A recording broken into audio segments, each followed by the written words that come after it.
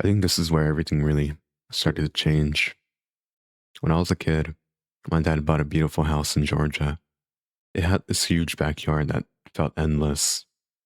Looking back, you'd probably expect me to remember that house for the good memories, but I don't.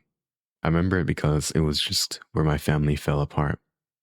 One day, I caught my dad cheating on my mother.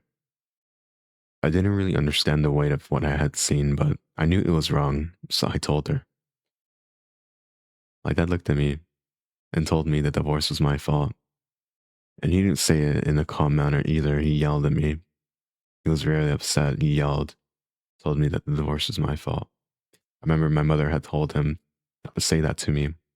The damage was already done. I walked away and cried because as a kid, you don't know any better. You start wondering if maybe you really did ruin your family. A few days later, I woke up in the middle of the night to yelling. There was broken glass, urine on the floor. It was obvious my dad had come home drunk. I locked myself in the room. I didn't know what else to do. Eventually, he knocked on my door and told me to unlock it. That's when he told me they were getting divorced. It was also the first time I had ever seen my dad cry, and I cried with him. As strange as it sounds, in that moment, I felt closer to him than I ever had before. Felt like the father-son bond that I wanted my whole life, and it happened while my family was falling apart. Not long after that, we had to move. We stayed with one of my dad's military friends. I'll call him Anthony. Anthony was a genuinely kind person, and I remember feeling jealous of his kids because he seemed like the kind of father I wished I'd had. But living there also introduced me to experiences I was not yet ready for.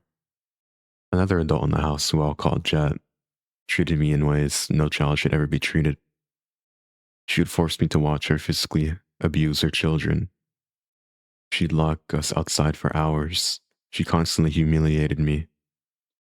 She made repeated sexual comments toward me, my body, even though I was just a little kid. There were moments where she forced me into humiliating situations that left me feeling completely powerless. I remember crying because I didn't understand why an adult was treating me that way. I kept thinking, why is this happening to me? What did I do wrong? I wanted someone to protect me, but there was really no one who could. Around the same time, I remember making friends with a girl in the neighborhood. I was so excited that I ran inside to grab my Pokemon cards so I could share them with her. It was such a normal childhood moment, and somehow even that became something I was mocked and embarrassed over. Looking back, it feels like I couldn't just be a kid. Everything became another reason for someone to make me feel ashamed. Eventually, I tried telling my mother some of what was happening, but she stayed quiet. Now that I'm older, I understand she had nowhere else to go. She was trying to survive the divorce herself.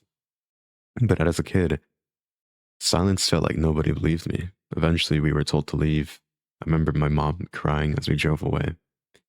And I remember feeling completely different.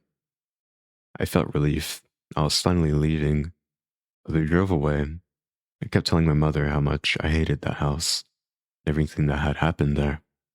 I told her about the comments that had been made toward me. She looked me through tears and said, I know, I'm sorry. Years later, I brought these memories up in therapy. When my therapist mentioned them to my mother, she told me that she never knew those things had happened to me.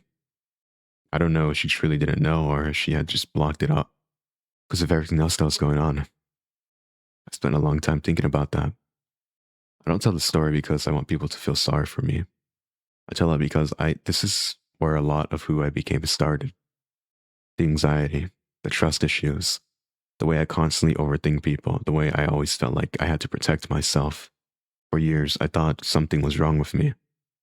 Now, I think a lot of it came from what happened during that period of my life. I'm still figuring out how to move forward. But I think healing starts with finally being able to tell the truth about where it all went wrong,